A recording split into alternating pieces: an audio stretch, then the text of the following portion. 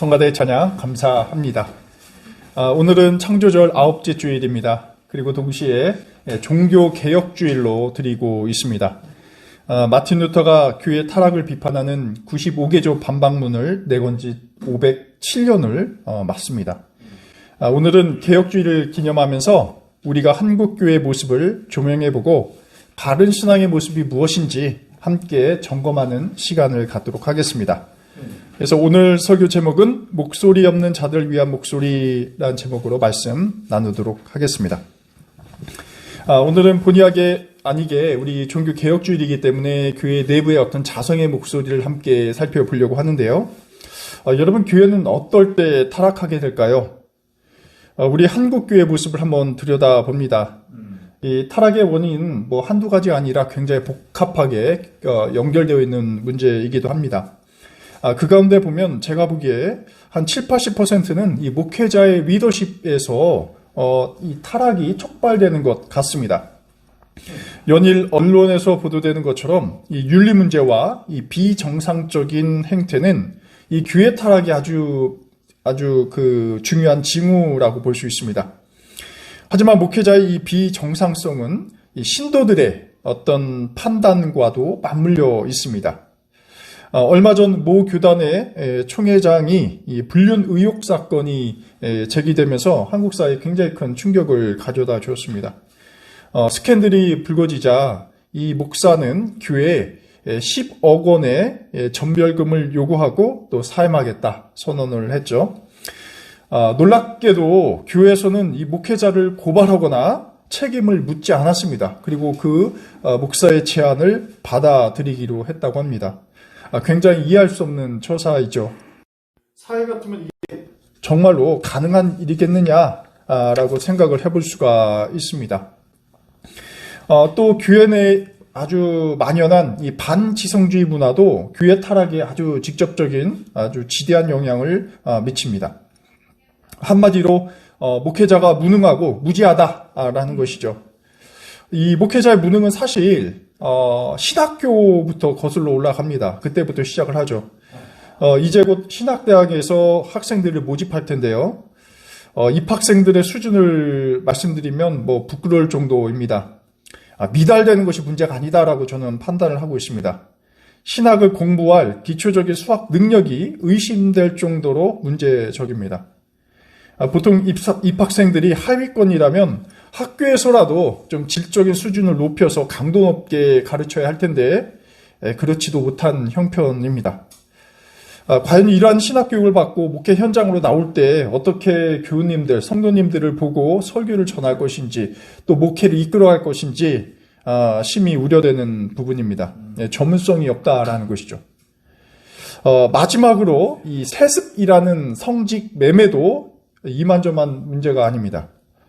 제가 쓰고 싶은 책 가운데 하나가 있는데요. 제목이 뭐냐면 교회 안의 골품제라는 제목의 책입니다. 아시는 것처럼 이 골품제라는 것은 신라시대 신분제도이죠. 근데 이것이 오늘 한국교회에도 아주 깊게, 뿌리 깊게 자리 잡고 있다라는 것입니다. 가령 예를 들면 이렇습니다. 총회장이나 대형교회 목회자나 그 자식은 이 성골과 진골이죠. 소위 말해서 전문 용어로 로얄 패밀리라고 저희가 합니다. 그리고 저먼 시골의 무명 목사와 그 자식은 평민이나 노예가 되는 것이죠. 세간에는 일부 대형교회 세습 문제만 핫 이슈로 떠오르는데 저는 그게 본질적인 문제라고 생각하지는 않습니다. 저는 그러한 세습보다 더 심각한 것이 이 세습의 평범성이라고 할까요? 아주 미시적인 단위로 그 교회가 크건 작건 규모에 상관없이 이 목회자를 청빙하거나 뽑을 때 이 골품제가 아주 공공연연하게 작동을 하고 있습니다. 그리고 그 시작은 이 목회 현장이 아니에요. 이미 신학교 입학 때부터 이 신분제가 결정이 됩니다. 입학 사정이라든지 장학금 사정이라든지 유학이라든지 목회 임지를 결정하는 등 이 모든 세세한 부분에 있어서 이 불투명한 깨끗하지 않은 인맥관계와 정치적 역학이 교회 내에서도 너무나도 많이 작동을 하고 있습니다. 그러니 그나마 가뭄에 콩나듯 그 유능한 목회자들이 정작 일을 하지 못한 주변부로 밀려나게 되는 것이죠. 사실 저도 이 골품자의 수혜자는 아닐까 좀 비판을 제 스스로 해봅니다. 성골, 진골은 아니더라도 한 3두품, 4두품 되지 않을까 생각이 듭니다. 그래서 뼈를 깎는 심정으로 이거 한번 누군가는 한국교회 개혁을 위해서 이 문제, 이 세습 문제가 사실 모든 거의 시발점이라고 할 수 있을 정도로 굉장히 깊이 자리 잡은 문제입니다. 근데 이제 제가 말씀드린 이런 문제들은 결코 새로운 이야기가 아니죠. 이미 루터 시대에도 종교개혁을 할 때도 이런 문제들, 세 가지 문제들이 비일비재했습니다. 놀랍게도 무려 하지만 5세기가 지났지만 하나도 변하지 않고 오히려 한국교회에서는 더 심각하게 아주 은밀한 차원에서 재현되고 있습니다. 근데 오늘 제가 설교에서는 좀 더 본질적 이야기를 나누려고 합니다. 그것은 바로 교회가 타락하는데 그 근본 원인은 우리 신앙인들이 정의와 진리를 말하지 않을 때 교회가 타락한다라는 점도 말씀드리고 싶습니다. 특히 목소리를 내지 못하는 자들을 위해서 우리가 교회가 대변하지 못하고 침묵할 때 교회는 타락의 길로 걸을 수밖에 없다라는 것이죠. 지난주에 제가 잠깐 소식을 전해드렸는데요. 올해 한국기독교교회협의회 100년을 맞고 있습니다. 그래서 제가 학술 사업으로 한국기독교 사회 운동사를 집필하는 함께 참여를 했습니다. 그 책이 오늘 가져오려고 했는데 출판 일정이 약간 늦어져서 인쇄가 아직 안 돼서 아마 좀 다음 주에 좀 가져올 수 있을 것 같습니다. 근데 이제 제가 책을 쓰면서 한국 사회가 타락할 때마다 이 정의와 진리를 외친 굉장히 극소수의 그리스도인들을 역사 속에 만날 수 있었다라는 점을 여러분과 공유해 봅니다. 우리가 1970년대 한국교회 모습으로 한번 시간의 추를 돌려보도록 하겠습니다. 1970년대 한국교회는 크게 두 가지 흐름으로 구분이 됩니다. 하나는 교회 대붕해 운동이 시작되었다라는 것이죠. 1970년대는 정부 주도의 아주 급격한 경제 개발이 있었습니다. 그야말로 한국인들의 집단적 열망은 경제 성장, 잘 먹고 잘 사는 것이었습니다. 그런데 이러한 교회의 성장주의는 교회 모습 속에서도 그대로 투영되었습니다. 1984년 이때가 한국 개신교 선교 100주년이었는데요. 이 선교 100년을 내다보면서 10년 전부터 이미 70년대 초부터 대부분의 교단들이 교단 배가 운동을 아주 차곡차곡 전개를 했습니다. 대표적으로 1974년에 여의도 공원에서는 엑스플로 74라는 아주 거대한 대부흥성회가 개최되었습니다. 그때 무려 30만 명이 넘는 사람들이 모였다고 합니다. 이 대회 목표가 뭐냐면 민족 복음화였습니다. 그러니까 한국 복음화를 위해서 우리 한국교회가 전 어떤 노력과 힘을 모으자라는 것이죠. 특별히 보수 기독교계가 주도한 이 대회에서는 초대 교회 오순절 사건에 이어서 한국 기독교에 이 성령 폭발이 일어날 것으로 기대를 했습니다.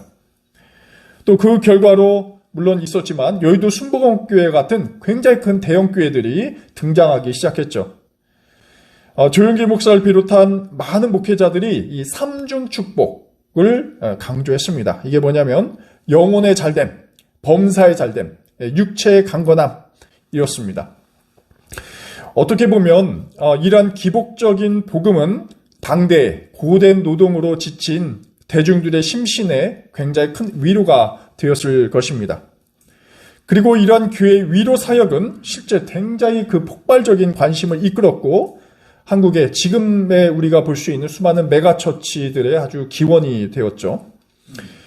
하지만 이러한 복음주의권 교회의 행보는 당시 민주주의에 균열을 내고 있었던 정권의 문제에는 눈을 감게 했습니다. 개발 독재라는 말이 나올 정도로 가혹했던 노동 환경과 인권에 대한 문제는 당시 일반 사회에서는 좀처럼 해결되기 어려운 문제였죠. 그래서 이러한 상황에서 교회가 목소리를 내어줘야 했습니다. 왜냐하면 사실 기독교의 본질이란 것은 예수께서 말씀하신 것처럼 약자들의 목소리가 되어주는 것이었기 때문에 그렇습니다.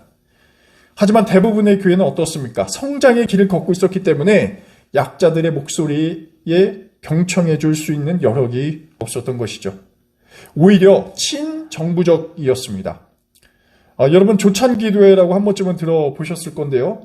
정기적으로 대체를 해서 대통령과 또 국가 지도자들 위해서 기도해주고 있습니다. 물론 기도해주는 자체가 나쁜 것은 아니죠. 하지만 국가가 타락했을 때 그 국가를 지지해준다는 것은, 특히 교회가 지지해준다는 것은 전혀 다른 문제입니다.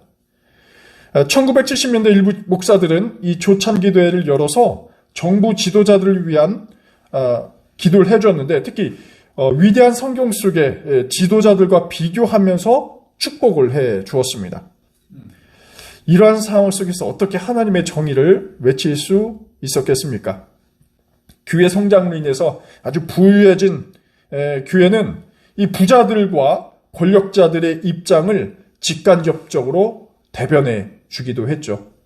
그러니까 열심히 신앙생활을 했으니까 부자가 되고, 그 부유함은 뭡니까? 좋은 신앙의 결과물이라는 해석이 교회 안에서 아주 팽배하게 아주 받아들여졌습니다. 또 세력화되었다라는 것이죠. 그럴 때 누가 과연 이 약자들의 목소리를 대변해 주어야 했습니까? 이럴 때 마치 이사야와 같은 예언자적 목소리를 전하는 그룹이 등장하기 시작했습니다. 소위 기독교 민주화 운동 진영이 형성된 것이죠.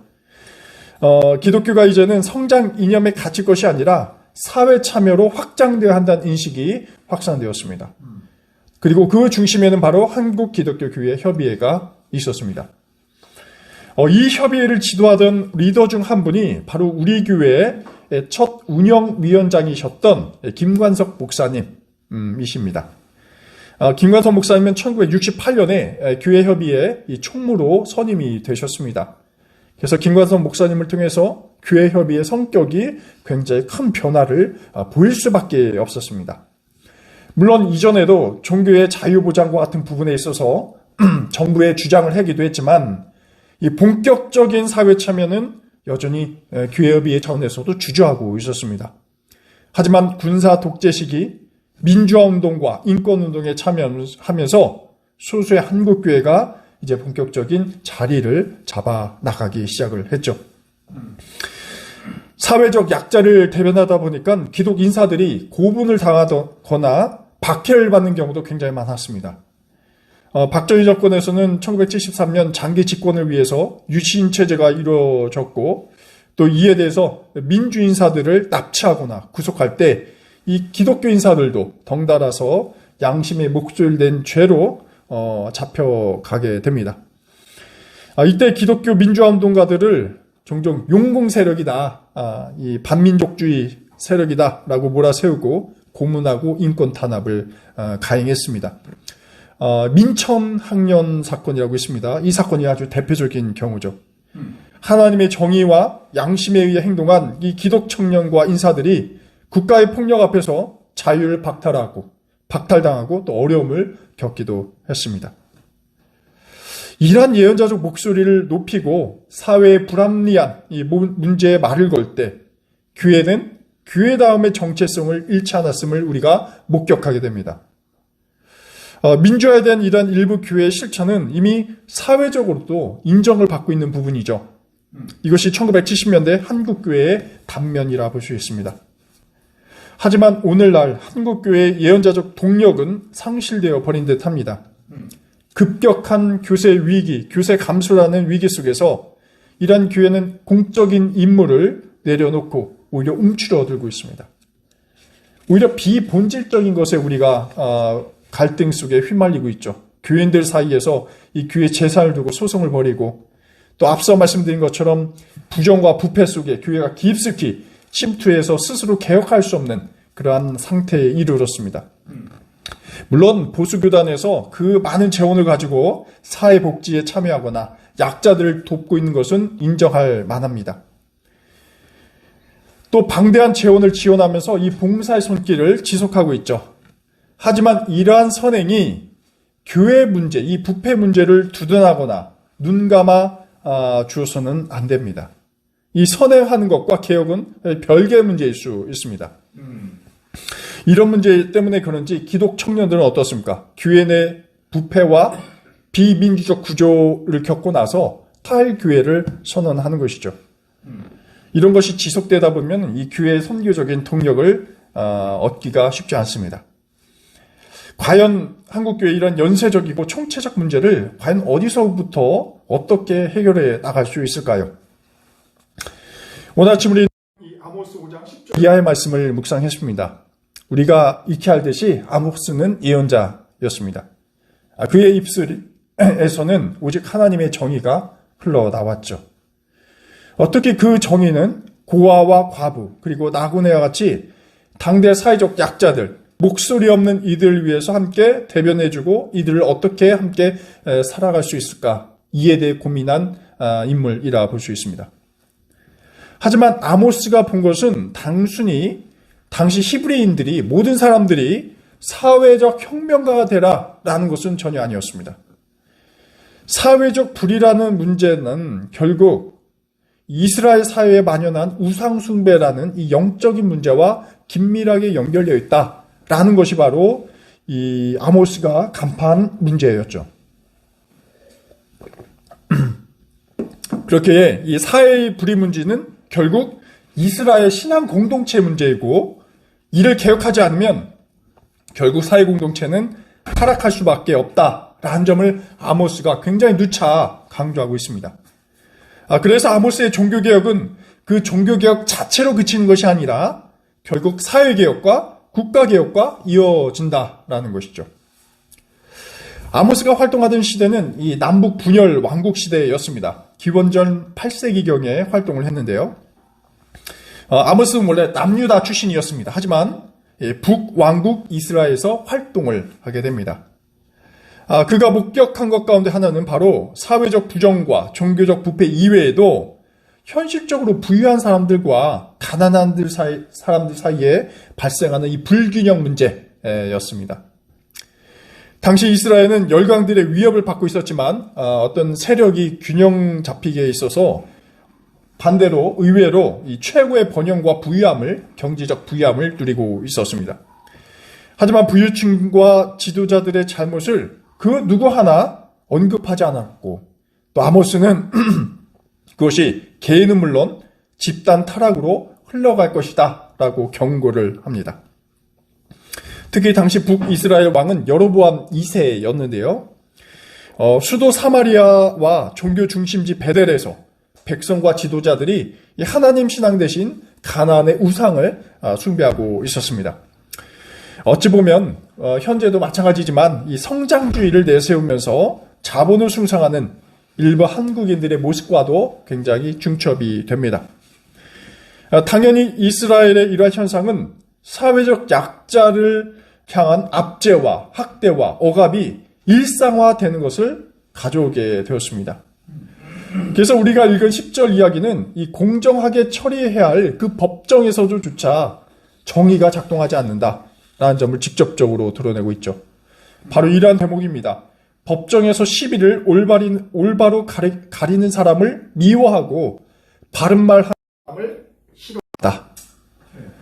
이 대목은 사실 교회뿐만 아니라 사회 곳곳에 우리가 문제가 있는 곳에 대해서 한번 생각해 볼 수 있는 그러한 메시지입니다.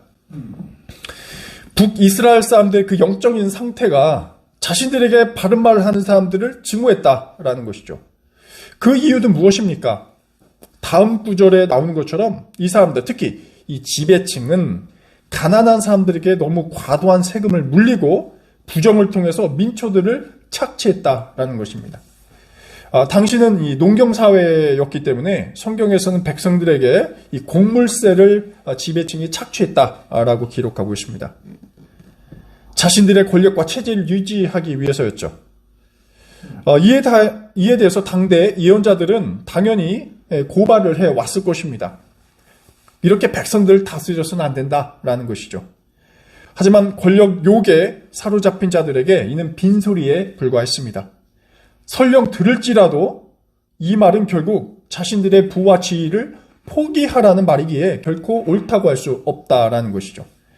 오히려 그러한 발언을 한 사람들을 어떻게 합니까? 선동하는 말이다 라고 되려 적대시합니다.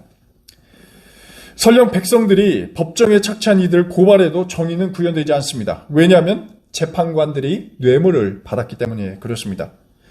이 이야기가 12절에 등장하죠. 너희는 의로운 사람들을 학대하며 뇌물을 받고 법정에서 가난한 사람들을 억울하게 하였다라는 것입니다. 여기서 아모스는 두 가지 죄악을 지적하고 있습니다. 하나는 의인들을 학대했다라는 것입니다. 그리고 다른 하나는 뇌물을 받고 가난한 자에게 억울한 재판을 행했다라는 것이죠. 분명 권력층의 악행에 대해서 소수의 의로운 자들이 고발을 했을 것입니다. 하지만 되려 어떻습니까? 이들을 박해하고 입막음을 하고 있습니다. 설령 재판에서 어떻게 나왔을지라도 공정한 법 집행이 이루어지지 않고 있습니다. 이게 무전유죄이죠.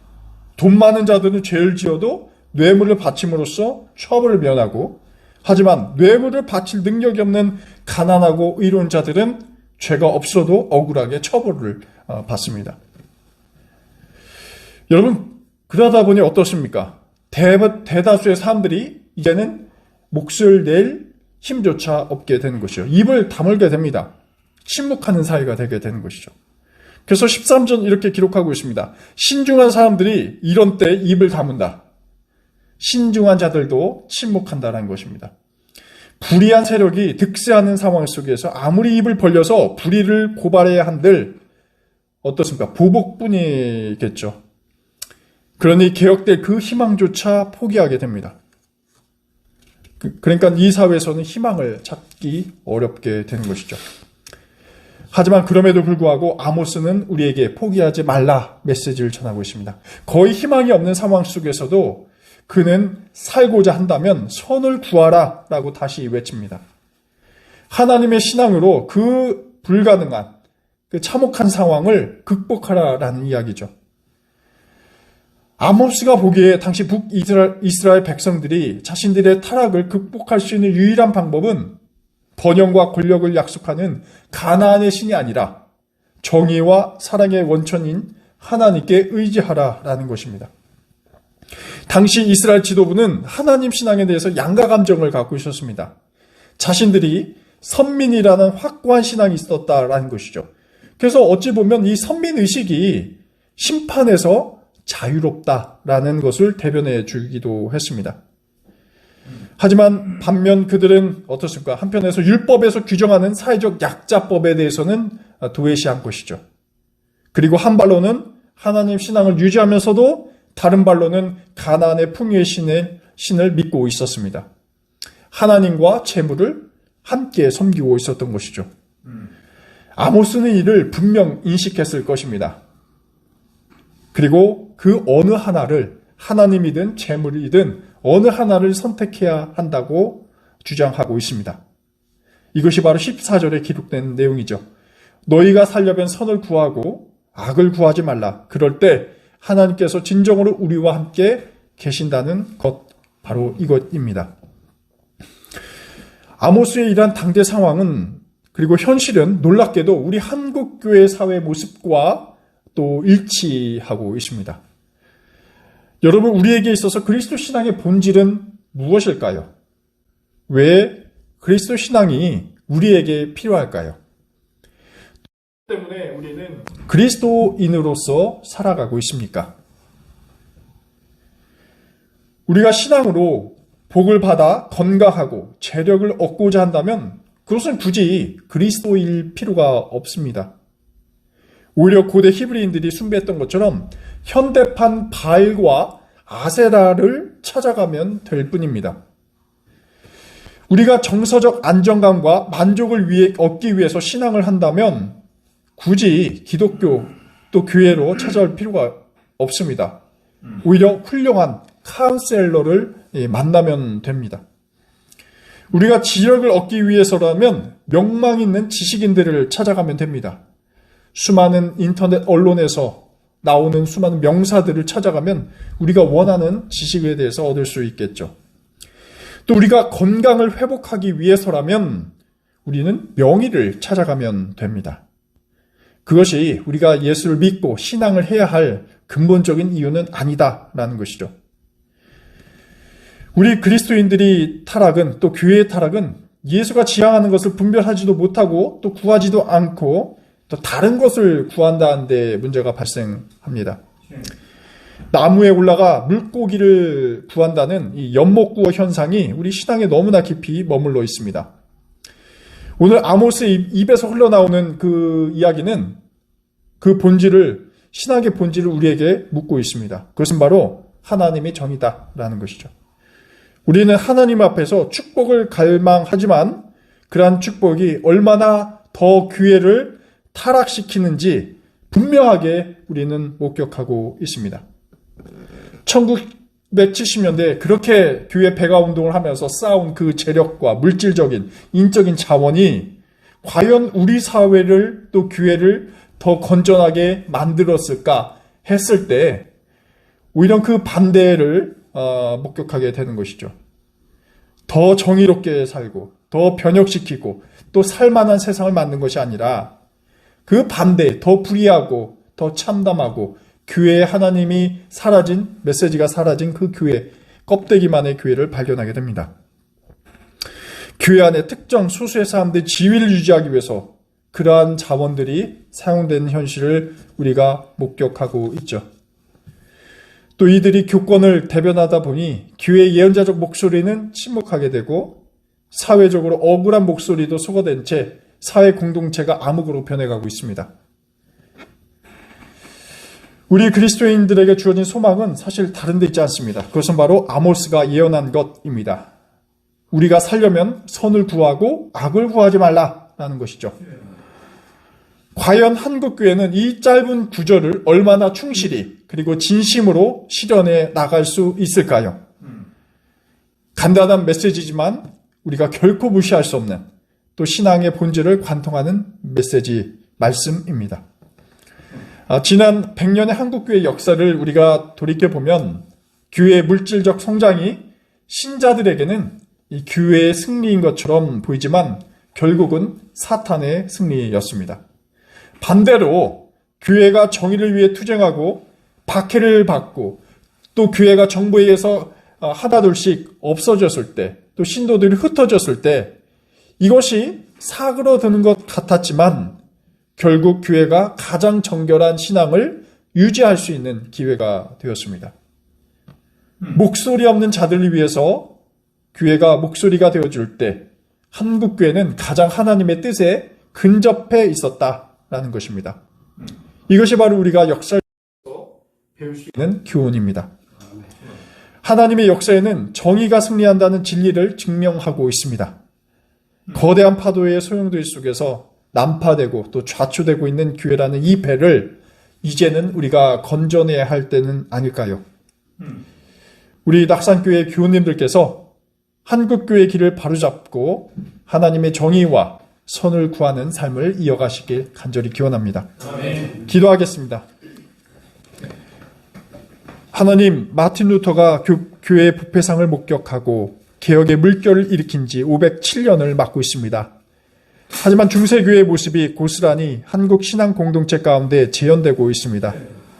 목회자의 타락, 신자들의 맹신, 성장과 기복주의, 또 혐오와 분열이 저희 신앙 가운데 깊이 드리워져 있습니다.